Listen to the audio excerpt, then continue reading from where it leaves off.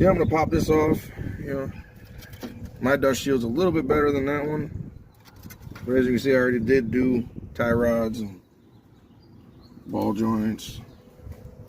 Did the lower ball joints. I did new shocks and springs, but I did cut the springs. I am going to get the drop spindles one day. Right now, it's not in the cards. I just can't afford it right now. I don't have any sponsors, and you know, I do this out of my own pocket. So, but yeah, everything you see, you know, for the most part in my videos is it's all you know, mine. Shaffer Kustoms is my YouTube name.